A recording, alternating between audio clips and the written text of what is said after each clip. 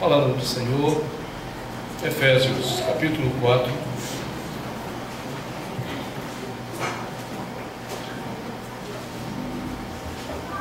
A partir do versículo 17.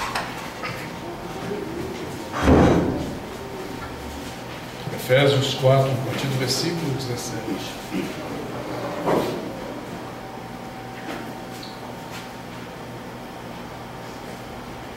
A palavra de Deus que nos diz: isto, portanto, digo, e no Senhor testifico, que não mais andeis como também andam os gentios, na vaidade dos seus próprios pensamentos, obscurecidos de entendimento, alheios à vida de Deus, por causa da ignorância em que vivem, pela dureza do seu coração, os quais, tendo se tornado insensíveis, se entregaram à dissolução, para com avidez cometerem toda sorte de impureza.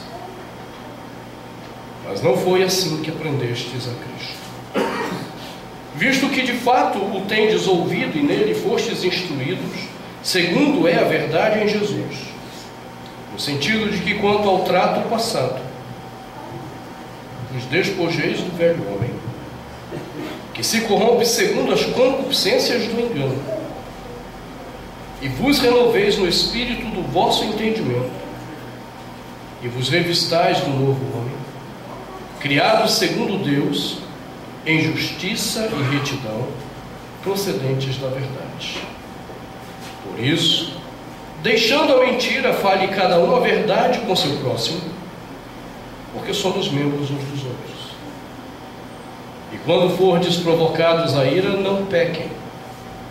Não se põe o sol sobre vossa ira, e nem deis lugar ao diabo. Aquele que furtava, não furte mais. Antes trabalhe, fazendo com as próprias mãos o que é bom, para que tenha com que acudir ao necessitado. Não saia da vossa boca nenhuma palavra torpe, e sim unicamente a que for boa para a edificação, conforme a necessidade, e assim transmita graça aos que ouvem. E não provoquem a ira do Espírito de Deus, no qual fostes selados para o dia da redenção. Longe de vós toda amargura, cólera, ira, gritaria, blasfêmias, e bem assim toda malícia. Antes, sede uns para com os outros benignos, compassivos, perdoando-vos uns aos outros, como também Deus em Cristo vos perdoou. Palavra do Senhor. Deus, graças a Deus. Ajuda-nos, Senhor, a termos um compromisso com a Tua glória de fato, a termos um coração disposto a obedecer aquilo que temos aprendido em Tua palavra, para que essa palavra que é lida, para que essa palavra que é meditada, exposta dominicalmente, não seja uma palavra a encontrar em nós um coração árido, uma terra ruim de frutificar. Dá-nos a condição de entendermos bem ao Senhor e a Tua palavra.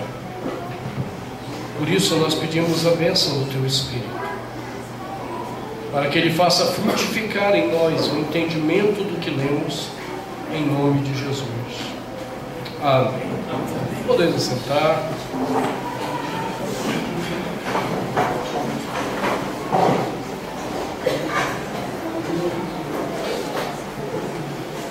Creio que tem sido bem difícil para a gente fazer esse exame que temos feito sobre a nossa vida à imagem de Jesus. Primeiro, porque nós não somos educados a pensar a nossa vida sob a perspectiva de Deus. Nós somos educados desde cedo a pensarmos a nossa vida sob a perspectiva de nós mesmos. Olharmos para nós mesmos satisfazermos a nós mesmos, termos a alegria em nós mesmos. E aí de repente a gente se descobre numa outra realidade em Cristo, em que o que tem de menos importante agora somos nós mesmos. Então nós temos olhado esse texto de Efésios, procurando compreender a vida que Deus quer ver em nós de uma forma muito prática. Uma vida que espelhe, reflita o seu Filho amado Jesus. Já passou o tempo do gentilismo na vida da gente. Já passou o tempo da ignorância. Já passou o tempo de vivermos escravizados pelo pecado. Paulo pontuou isso, versículos 17 a 19. Nossa vida era assim. Acabou. Nós temos conhecido a Jesus. Isso requer então de nós uma nova atitude, uma vida nova, uma postura nova diante do mundo, em que a roupa velha fica para trás, a nossa mente muda e uma roupa nova é colocada em nós. Já vimos então pelo menos duas questões dessa roupagem nova, que deveria estar presente na nossa salvação, ou que deveria estar presente no desenvolvimento da nossa salvação. Paulo diz no versículo 25, a primeira questão que já meditamos: antes nós éramos mentirosos. Se você não assistiu essa série de sermões sobre a mentira, então pegue lá no YouTube, acompanhe lá. Mas é um ponto básico: todos nós somos mentirosos por natureza. Se Cristo está em nós, nós queremos abandonar a mentira. Se Cristo realmente vive em nós, dia a dia o nosso coração se compromete com a verdade. Domingo passado terminamos de olhar então a segunda mudança na nossa roupagem, o problema da ira. Paulo não está dizendo que nós temos direito de nos irarmos. Já dissemos que o tempo verbal grego que ele utiliza aqui está muito mal traduzido na nossa versão. Há outras traduções que têm procurado corrigir esse equívoco, porque Paulo não está dizendo que eu tenho o direito de me irar. Ele está mostrando que a ira, ela é própria de pessoas sem Cristo. Esse negócio, eu sou crente do pavio curto, irmão. Não, talvez você não seja um cristão. Se o pavio curto não te incomoda, se você ainda se justifica, não, pastor, a verdade tem que ser dita, não, quem não é. Se você ainda é desses que tem orgulho de ser pessoa estourada, eu desconfio que Cristo não esteja em você.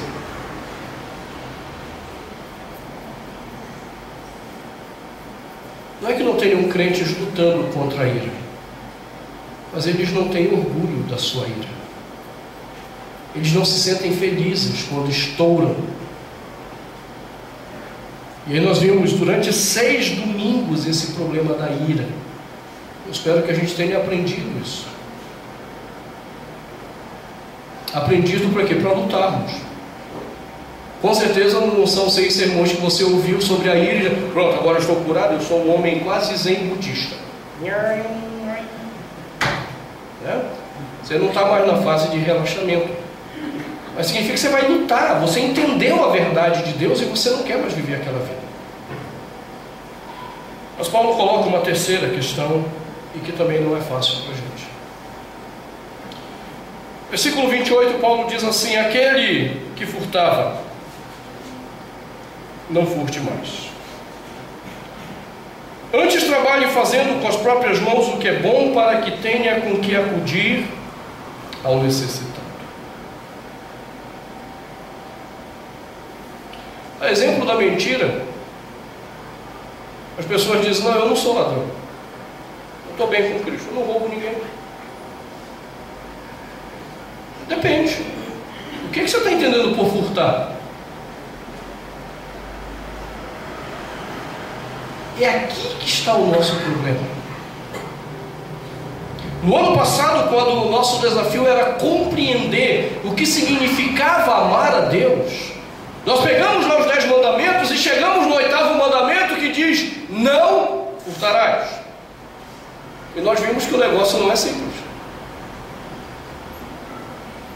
Que outra característica básica de quem vive sem Cristo é ser um ladrão. Todos nós somos, por natureza, ladrões.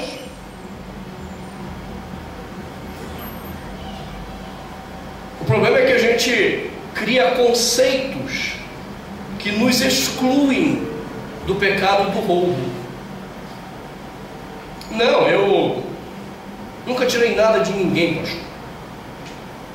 Até o troco, se me dão centavos, eu vou lá e devolvo. Olha, você me deu a mais. E a gente acha que a gente não está roubando.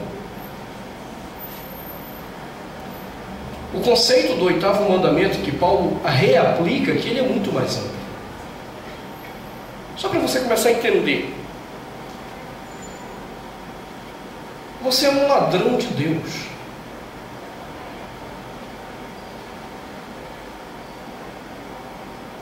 Você diariamente rouba Deus. Porque Deus te criou para a glória dele.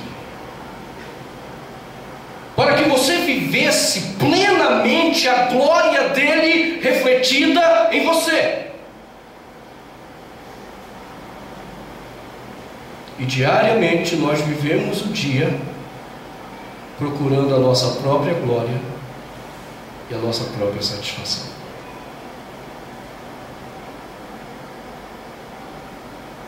Aos olhos de Deus não passamos de ladrões.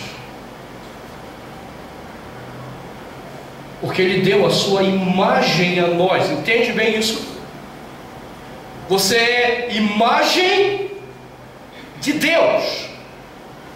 O que significa que a imagem não é sua.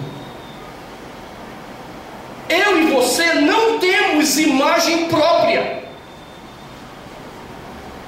É por isso que esse papo de autoestima, autossatisfação, autorrealização, aquela pirâmide maligna do Maslow, que é ensinada nas universidades, faculdades de administração, a pirâmide das necessidades, não passa de uma grande mentira de ladrões da glória de Deus.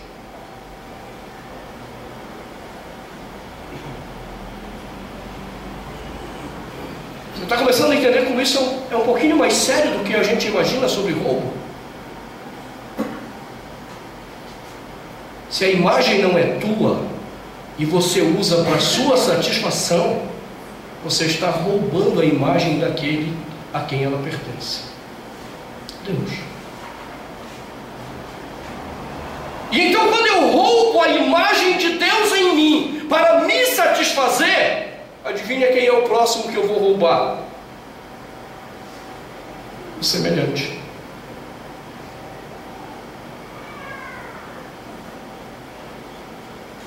Porque como é que nós nos relacionamos?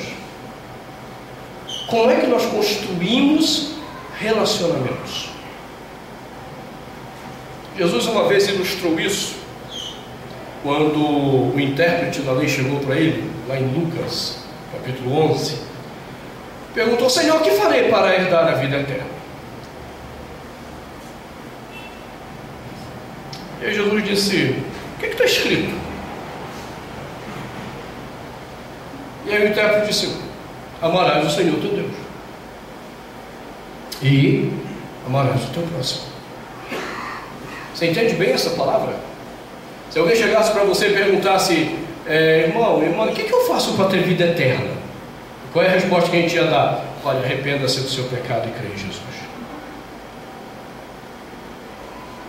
Não. Isso são instrumentos para alcançar a salvação. Mas salvação não é isso. Salvação é sermos reconciliados à capacidade de amar a Deus e a capacidade de amar ao próximo. Porque nós usurpamos a glória de Deus para amor pessoal. Nós nos amamos ao extremo e não amamos a Deus. Não é da nossa natureza amar a Deus e não é da nossa natureza amar o próximo. Aí o intérprete da lei ficou sem graça, porque Jesus olhou para ele e disse: ué, você não respondeu? Por que você está me perguntando? Você sabe a resposta. Faça isso e viverás. Você sabe qual é a resposta. Aí ele, todo sem graça, olhou para Jesus e disse: mas quem é o meu próximo? E aí Jesus conta uma história, a história do samaritano. Então tinha um homem que descia de Jerusalém para Jericó e caiu na mão de salteadores. E diz o texto que depois de tudo lhe roubarem e lhe causarem muitos ferimentos, o deixaram semi-morto. Lembra o que é que Jesus está respondendo com essa história? Quem é o meu próximo?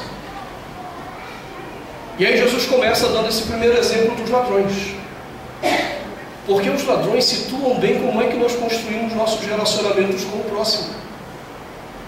Houve um filósofo desconhecido no século XIX, que ele, lendo essa parábola, ele colocou que essa parábola, ela narrava, que na minha leitura não é nenhuma parábola isso, narrava 3 formas de nos relacionarmos, e a primeira era dos ladrões, cuja filosofia era a seguinte: o que é teu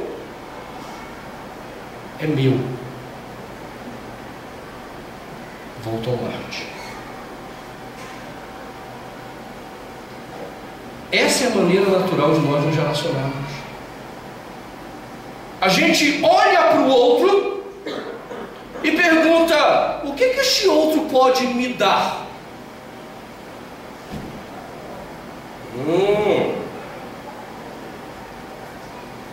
É bonito. Ou é bonita. Tem um bom emprego, estabilidade.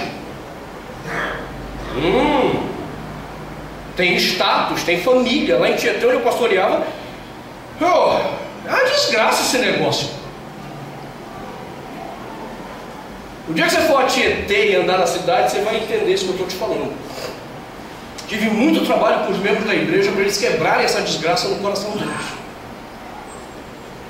Você chega lá, vai te apresentar para alguém da cidade: prazer, mas você é família de quem?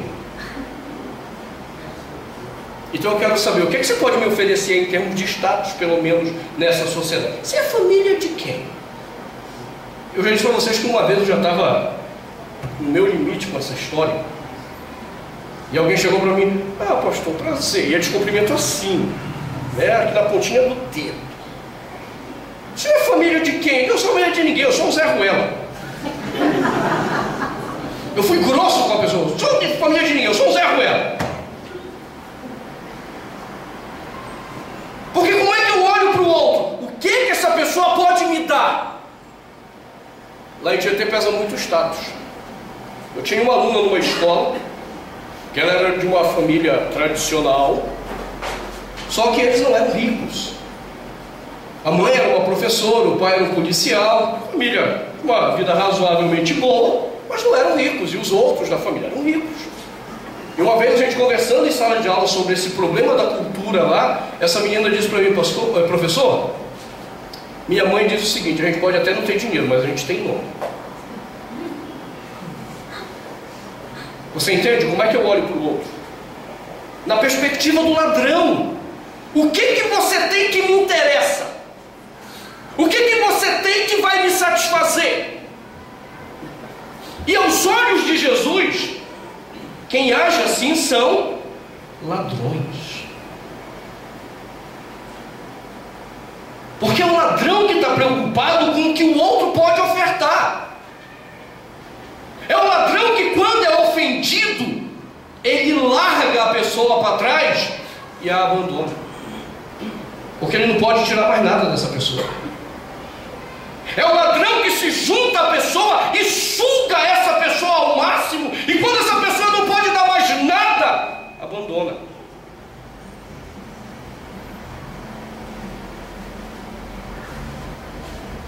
Agora seja franco, quantas vezes nós fizemos isso já na nossa vida? Tenta fazer um filme da tua vida desde cedo, das pessoas de quem você se aproximou, quais eram as motivações. E quando essa pessoa te machucou, o que você fez? Você fez que nem um ladrão, você se afastou, já não me interessa mais também.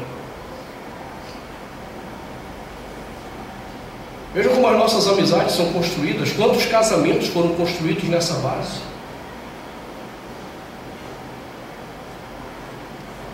E depois nós achamos que nós não somos ladrões, porque a gente classifica o roubo apenas uma coisa monetária. Eu te mostrei, somos ladrões da glória de Deus diariamente, somos ladrões dos nossos relacionamentos. E eu poderia passar essa noite toda e mais alguns domingos falando para você sobre os nossos roubos, para te mostrar que você não é santo, você é um ladrão. Essa é a tua natureza. Essa é a minha natureza. Essa é a roupa velha que nós usamos. Que Paulo diz: vocês estão em Cristo? Vamos tirar essa roupa velha? Vamos rever nossos conceitos? Vamos sair desse mundinho de teoria e de conceitos que a gente cria para proteger-nos, para não nos vermos, para não nos enxergarmos como de fato nós somos? Vamos mudar o pensamento? Vamos vestir a roupa nova? Aí Paulo pega um aspecto do roubo. O que furtava,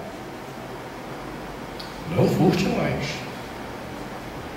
Aí a gente já aplica o nosso conceito. Não, eu nunca tirei nada de ninguém. Ele diz: antes trabalhe, fazendo com a própria mão o que é bom,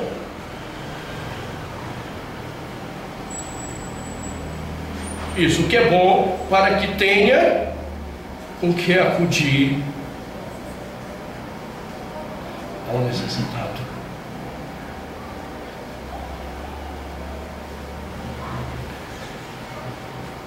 Quanto que você gasta apenas para satisfazer você, nos seus caprichos, nas suas vontades? Quanto que você gasta de restaurante por mês?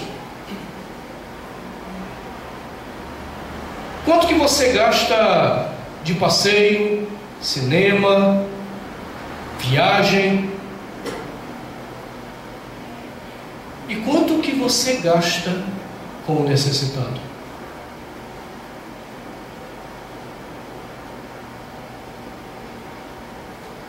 Você está entendendo qual é a lógica de Paulo? Quando você trabalha,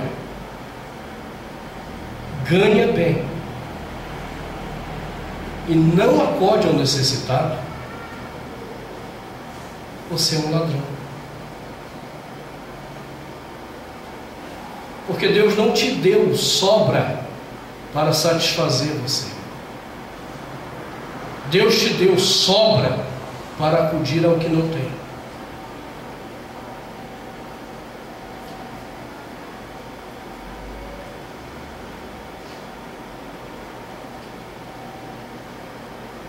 Você acha que você não é um ladrão agora? Quando a gente pede para você ajudar o ministério do saque com os moradores de rua, você nunca tem dinheiro. Mas se após o culto eu lhe convidar para ir comer uma pizza ou algo, você tem o dinheiro.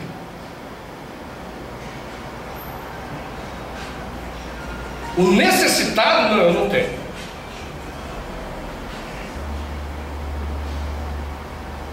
E você acha que você não é ladrão nessa perspectiva que Paulo está colocando? Porque quem te disse que Deus te deu dinheiro para você fazer economia?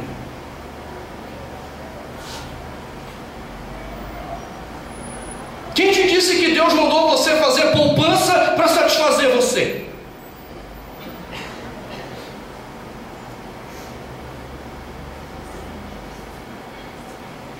Vamos lá, eu quero desafiar você a pensar.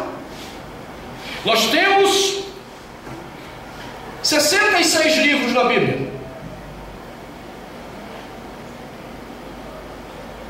Me mostra apenas um único versículo onde a palavra de Deus nos ensina a fazer economia para nós mesmos.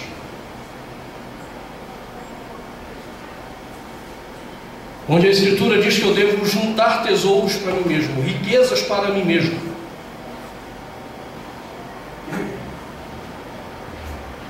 Se você nunca leu a Bíblia, eu quero te convidar. Eu já li várias vezes. Já li inúmeras vezes, não são várias, inúmeras vezes. Eu disse para vocês que a primeira vez que eu li a Bíblia eu tinha 9 anos de idade. Então eu quero desafiar você. Pegue a sua Bíblia e mostre: pastor, Deus me manda guardar dinheiro para que eu tenha riquezas, para que eu seja próspero. E mostra. Só os loucos da teologia da prosperidade conseguem ver essa mentira, isolando versículos fora de contextos para ensinar a soberba das finanças.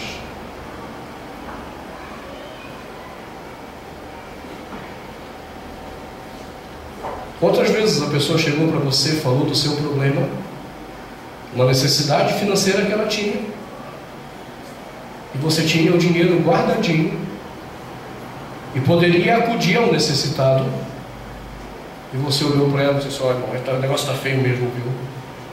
Vamos orar, vamos orar.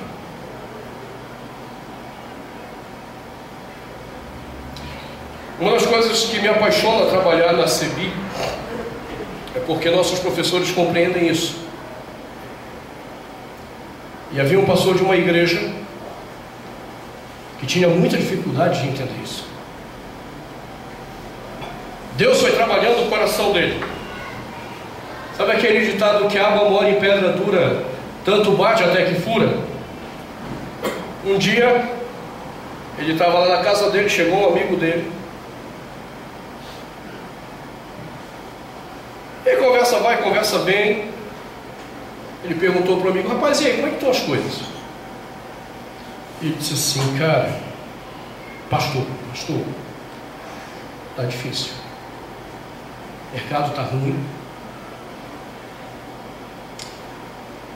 não consegui pagar o aluguel da minha casa mês passado, esse mês já vai vencer e eu não tenho nem para pagar o do mês passado. Aí o irmão, já acostumado, né? Que é assim que a gente ensina na igreja: se o senhor puder orar por mim. Porque não é isso que a gente costuma fazer quando diz: vamos orar, irmão, vamos orar.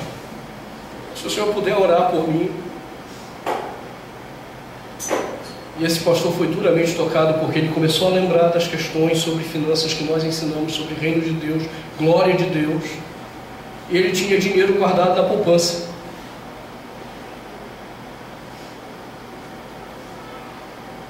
E ele disse assim: tá bom, vamos orar. E enquanto ele começava a orar dizendo: Senhor, tem misericórdia do meu irmão amigo aqui e tal, ele só conseguiu ouvir a voz do Espírito Santo dizendo: hipócrita. O Senhor se compadeça dele, hipócrita. Isso aqui é o testemunho desse pastor, do jeito que ele me contou. E quando ele terminou a oração, aí o irmão agradeceu e ele disse assim: cara, entra no carro, vamos ali. E aí o irmão foi com ele. Ele parou no banco, tirou o dinheiro do aluguel do carro, disse assim: pague o seu aluguel. Eu agora sei por que Deus me permitiu economizar esse dinheiro. Você entendeu isso? O que Paulo está dizendo? Vamos recapitular? Preste atenção no que ele está dizendo: aquele que furtava, não furte mais. O contrário disso, trabalhar. Para quê? Para ter com que acudir ao necessitado. Fala para mim. mim, quantas vezes você acordou e disse: Senhor, que eu possa trabalhar hoje e ser produtivo, para que, tendo alguém que precise de mim, eu possa estender a mão? Fala para mim, quantas vezes você orou já desse jeito? Mas você já orou várias vezes dizendo: Senhor, dá os recursos para fazermos a viagem que nós queríamos fazer. Senhor, dá-nos dinheiro para comprarmos o carro que a gente queria comprar. Aí Deus não manda o dinheiro. Aí você vai lá e parcela em 72 vezes. E diz: Deus me deu. Não, Deus não te deu. Você que foi lá de teimoso e parcelou. Ou seja, cometeu outro pecado, porque biblicamente você contrair qualquer dívida com juros é pecado.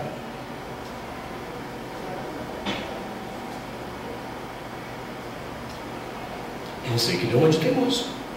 Você não tinha dinheiro para comprar o carro, parcelou em 72 vezes.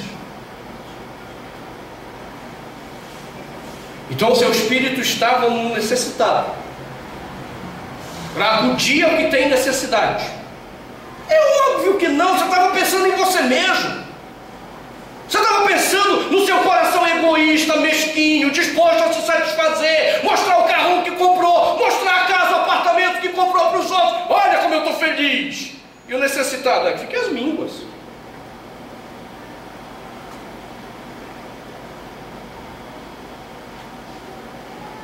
Há uma música que foi cantada no nosso último concílio, não conhecia essa música, do Padre Zezinho. A esposa do bispo, Dona Márcia, que pediu para cantar. Como aquela música mexeu comigo? Depois você joga lá no YouTube, que eu não lembro direito a letra. E a letra é curta, hein? Balada da Caridade, hein? Balada da Caridade. A letra é mais ou menos o seguinte: sabe esse vento gostoso que vem da chuva, que a gente diz: olha, esse vento é uma cantiga de niná para mim, ai que delícia, eu vou dormir bem essa noite. E aí cai aquele pé d'água, que é pé d'água, né? É que em outro lugar pé d'água é o cachaceiro, né? Cai o pé d'água, o pessoal pensa no cachaceiro, cai da casa. Cai aquele pé d'água violento. E a gente está lá confortavelmente. Ai que delícia essa chuva, como estava precisando. Aí na música o Padre Zezinho diz assim: essa chuva que para você é uma canção de niná, para o pobre meu irmão que mora no barraco, é a destruição da casa dele. O que para você é um bem, por causa do teu egoísmo pessoal, que não consegue contemplar e olhar o outro, é a desgraça do outro.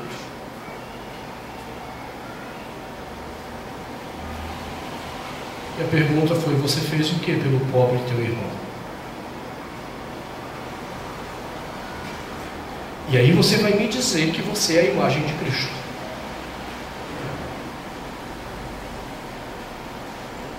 Primeira multiplicação, estão lá 3.000 pessoas.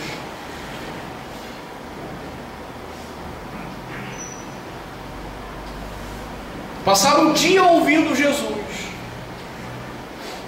Aí vai chegando o final da tarde, eles têm que ir embora. Eles dizem: ó, é melhor mandar embora, porque dá tempo de eles chegarem em casa e ainda comer alguma coisa, comer pelo caminho. É isso que Jesus esperava? Não, vem cá, o que a gente tem aí? Senhor, o que tem aqui mal dá para a gente comer. Tem 5 pães e 2 peixinhos, Senhor.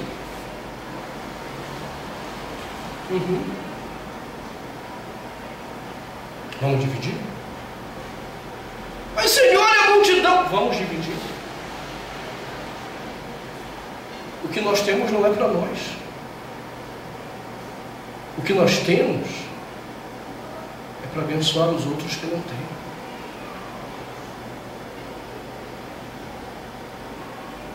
Deixa eu dizer um negócio logo aqui, antes que vocês me interpretem errado de novo. Que é um negócio doido. Eu falo umas coisas, o povo entende outra coisa. No primeiro dia do discipulado eu falei do problema da churrascaria.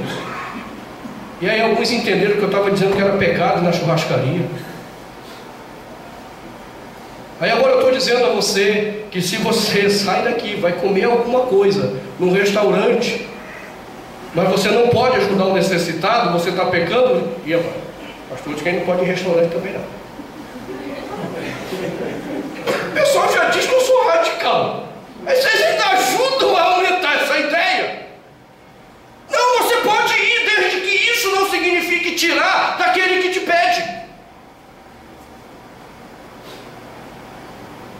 Você tem para ir lá e tem para ajudar o teu irmão? Amém. Agora, se eu tenho que escolher entre ir lá no restaurante e ajudar o meu irmão, eu ajudo o meu irmão.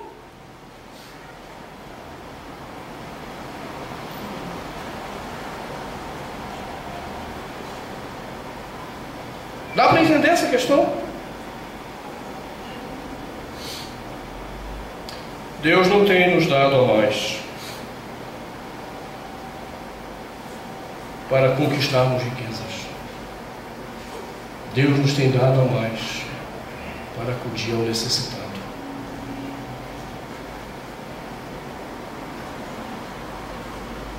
Foi assim que Jesus trabalhou, vamos dividir.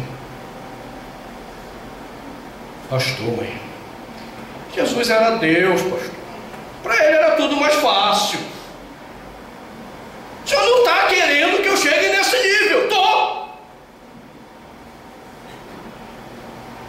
Porque quando você conheceu a Jesus, o comprometimento de estar em Cristo era morrer para você mesmo. O que foi que ele disse que tinha que caracterizar a vida do discípulo dele? Quem quiser ganhar a sua vida, perdê-la.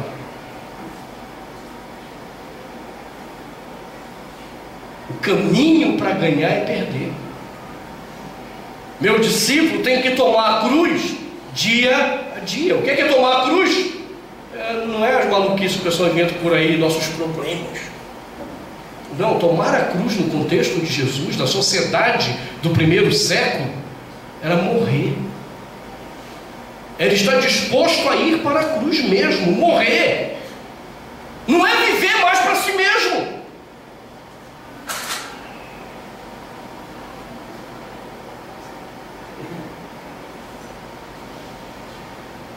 Aí você chega em Atos. Cristo já subiu aos céus. Só tem agora aqueles crentes tudo pecadores, ou todos pecadores, mas que amam a Jesus. Eles amam ao Senhor, a despeito dos seus pecados. Aí Atos fala logo de cara assim, irmão, 3.000 se converteram no sermão de Pedro. Aí o que a gente diz? Glória a Deus, aleluia, pastor. Isso aqui é avivamento. Cara, vocês não têm ideia do que aconteceu no primeiro século. Jerusalém era uma cidade religiosa. Até hoje. Só que naquela época era um pouquinho pior do que hoje. Porque só podia comercializar em Jerusalém quem tinha autorização dos sacerdotes. Jerusalém não é terra de plantio. Agora, quando eles voltaram, se cumpriu a profecia de Ezequiel, que falava que o deserto ia florescer e daria frutas. Se cumpriu. Kibbutz está lá como cumprimento profético. Mas no primeiro século, Jerusalém não tinha plantio. Do que esse povo vivia? De agricultura? Não dava para plantar. Eles viviam do comércio religioso que havia em Jerusalém. Aí os irmãozinhos aceitaram a Jesus. Olha que idiotice. Você entendeu por que é idiotice? Você acha que o sacerdote ia dar direito deles agora comercializarem alguma coisa? Aquilo era uma afronta. Muita gente sem ter o que comer. Aí a igreja, cara, a gente não pode ficar assim. Vamos organizar uma coleta aí para socorrer as viúvas, os órfãos pelo menos. Aí os pecadores, primeiro a gente atende essas daqui, que é do nosso grupinho. Depois isso daqui, se sobrar alguma coisa. Veja que igreja primitiva abençoada. E ainda tem igreja querendo retornar à igreja primitiva nesse sentido, né, meu Deus? Aí os irmãos organizam, vamos escolher 7 homens cheios do Espírito para distribuir igual. Resolveu o problema? Não, porque dia a dia o Senhor acrescentava os que iam sendo salvos. Dá para entender o problema?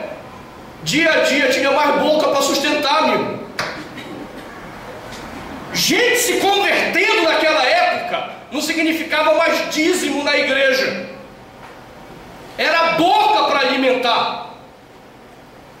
Hoje não, né? Hoje está bonito. A igreja quer que se converta muita gente, porque quanto mais gente, mais dinheiro no caixa, né? Mais o pastor pode viajar assim para Miami à custa da igreja. Eu quero deixar bem claro isso aos irmãos. Eu estou indo agora para os Estados Unidos, é com o meu bolso. Estou indo para a conferência da Associação Norte-Americana de Conselheiros Bíblicos, mas é com o meu bolso. Mas muito pastor quer que a igreja cresça para ele à custa da igreja. Comprar o carro do ano, morar, como é que chama? Em coberturas luxuosas. Não, cara, eu queria ver esses caras orarem para Deus converter pessoas, se nós estivéssemos lá em Jerusalém no primeiro século. Quanto mais pessoas convertidas, mais gente pobre para ter que sustentar.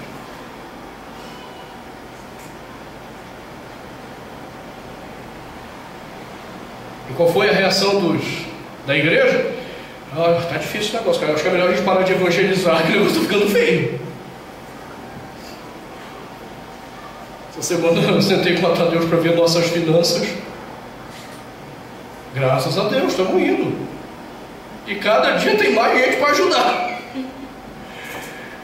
Aí eu lembrei da igreja primitiva comigo mesmo. Eu acho que é melhor parar de evangelizar, porque o pessoal tá chegando e tem muita gente com necessidade. Então a palavra apostólica é: para de evangelizar, porque está ficando difícil. Foi isso? Não. Mas eles evangelizavam. E o aperto? Aí aparece um cara chamado Barnabé, dono de terras, um homem rico, conheceu ao Senhor Jesus. O que é que o Barnabé fez? Há uma música que expressa bem Barnabé. Na primeira estrofe ela diz assim: não fica bem. Lembra dessa música? Não fica bem, a gente passa bem, e o outro carestia. Ainda mais quando se sabe o que fazer e não se faz. Como fruto do amor de Cristo, fruto do seu compromisso, vendeu o homem o que tinha e repartiu. Esse é o espírito de quem está em Cristo. Eu trabalho, não é para comprar mais casa, mais carro, mais lote, mais não sei o que. Eu trabalho para que Deus me dê condições para acudir ao que não tem. E Barnabé foi lá e vendeu tudo, e trouxe a igreja e entregou, para que a igreja repartisse com os que não tinham.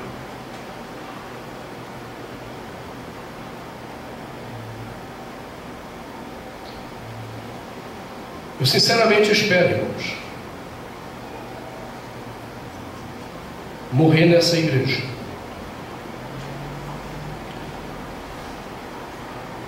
Sinceramente espero que essa seja a última igreja que Deus me dê para pastorear.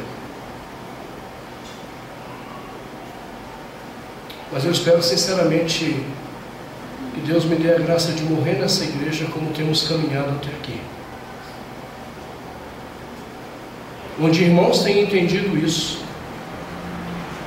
tem tirado dinheiro das suas economias para ajudar quem não tem. Onde a igreja tem entendido isso e tem tirado dos seus dízimos e ofertas para abençoar quem não tem. E não é abençoar quem é da nossa igreja, entende isso? Deus me mostrou o relatório. Se quiser, peça para ele o relatório para você ver.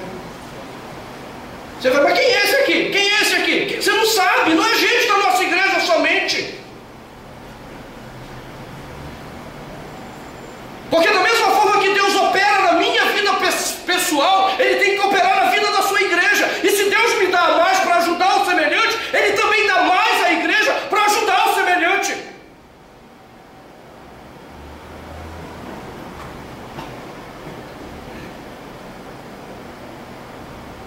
Só para você entender, essa semana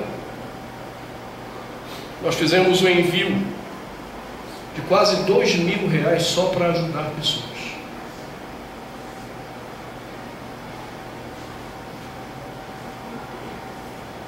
E eu sou extremamente grato a Deus por isso.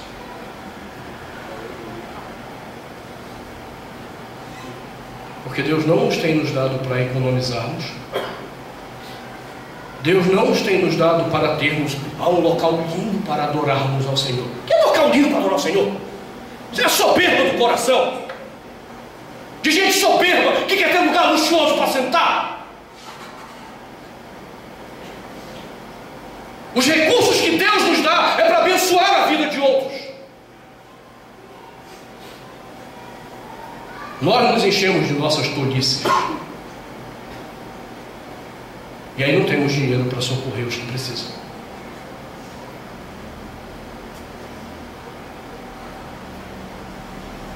Antes trabalhe fazendo com a própria mão o que é bom,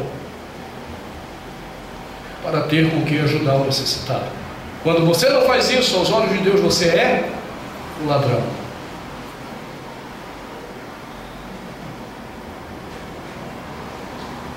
Ladrão não é apenas aquele que tira do outro. É aquele que deixa de abençoar a vida do outro com aquilo que Deus tem lhe dado a mais nas suas finanças.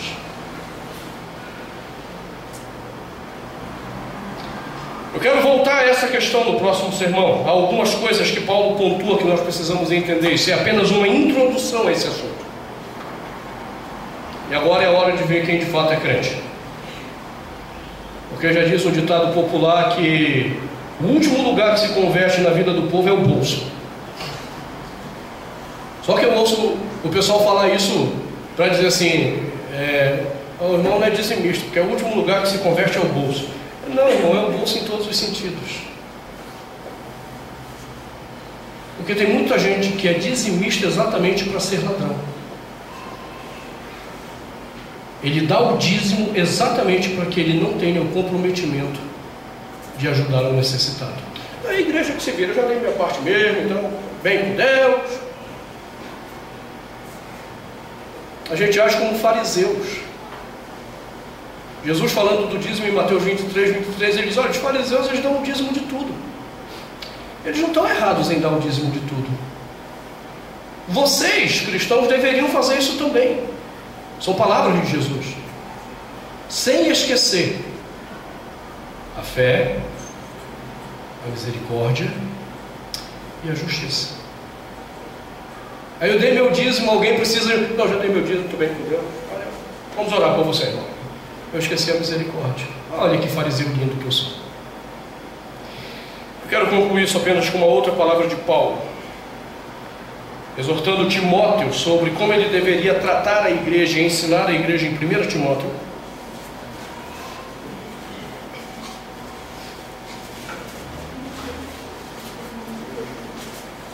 Capítulo 6, versículo 17 em diante, Paulo diz assim: exorta aos ricos do presente século. Deixa eu só dar uma parada aqui para você entender isso aqui. Na época do apóstolo Paulo, quem era rico? Quem morava no palácio? Não. Na sociedade do primeiro século, os homens ricos eram aqueles que tinham onde morar, e tinham como se sustentar sem passar necessidade. Se você está achando que Paulo está falando com os milionários, os Bill Gates da vida, deixa eu dizer que isso é uma leitura pecaminosa do seu coração. Você tem onde morar? Você tem o que comer? Você está passando alguma necessidade? Então, biblicamente, você é rico. Quando eu ouvi essa análise do Dr. Paul Freston é um professor de Sociologia da Universidade Federal de São Carlos. Ele foi meu professor no seminário, um homem muito crente. E Paul Freston, analisando o primeiro século sobre a riqueza conosco, ele olhou para a nossa cara no seminário e disse: dá para vocês entenderem quem eram os pobres e quem eram os ricos? E a gente, seminarista, mal ganhava um salário mínimo de alguma igreja. Olha lá quando trabalhava para alguma igreja. Eu, coitadinho, não comprava roupa, passei 5 anos sem comprar roupa. Eu ia lá naquelas roupas usadas que as mulheres da igreja presbiteriana SAF reuniam, juntavam, mandavam de doação para o seminarista, era o primeiro da fila a ir buscar roupa. Nunca comprei um sabonete nesses 5 anos. Tudo doação também, ainda bem que não era usado. Então quando o Paul Freston começa a analisar o negócio, rapaz, esses ricos, viu? Então na minha cabeça, os ricos. Aí quando o Paul Freston olhou para a nossa cara e disse assim: agora me diga uma coisa, vocês têm onde morar? Vocês têm o que comer? Vocês já repararam que vocês estão tendo a oportunidade que muitos brasileiros não têm de fazer um curso superior de tempo integral, cuja mensalidade, isso na minha época, custava R$ 1.100, isso em 1990 para 95, o valor equivalia a R$ 1.100. Alguém está pagando isso para vocês?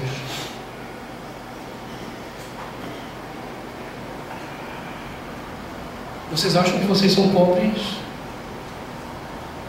Aos olhos do primeiro século, quando Paulo diz: exorta os ricos. E aí, quando ele falou isso, eu lembrei, eu disse: rapaz, eu acho que eu sou rico, viu? Eu tinha até biblioteca.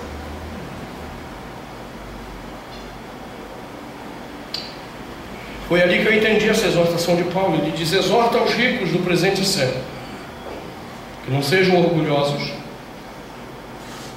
nem depositem sua esperança na instabilidade da riqueza, mas em Deus, que tudo nos proporciona ricamente para o nosso aprazimento. Que pratiquem o bem, os ricos, pratiquem o bem, sejam ricos de boas obras. Olha agora, generosos. Você entende bem essa palavra? Em dar. Deus não quer que você fique dando esmolinha. Deus quer que você seja generoso em dar da riqueza que Deus te dá. E sejam prontos a repartir. Você acha que você não é um ladrão agora?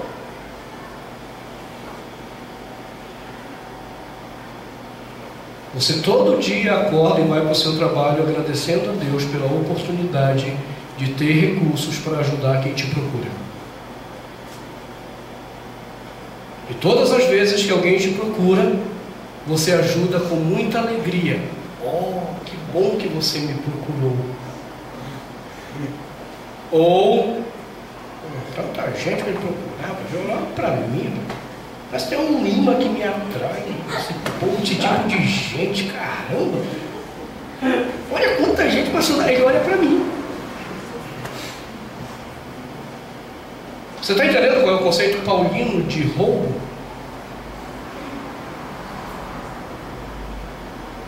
Eu creio que nenhum de nós pode ir para casa em paz, sem percebermos quantas vezes fomos ladrões, porque deixamos de estender a mão a quem necessita.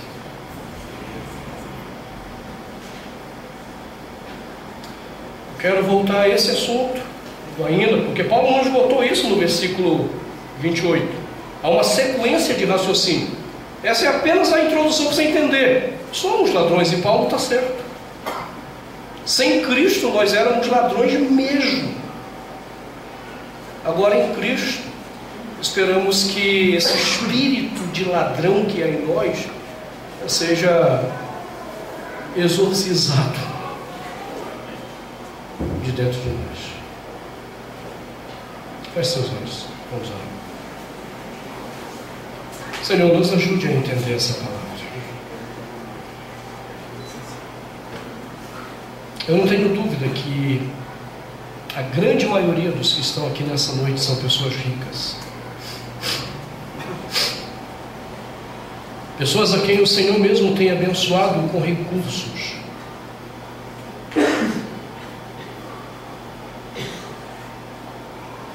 Para que elas pudessem abençoar aquele que não tem. Para que pudessem abençoar aquele que sofre.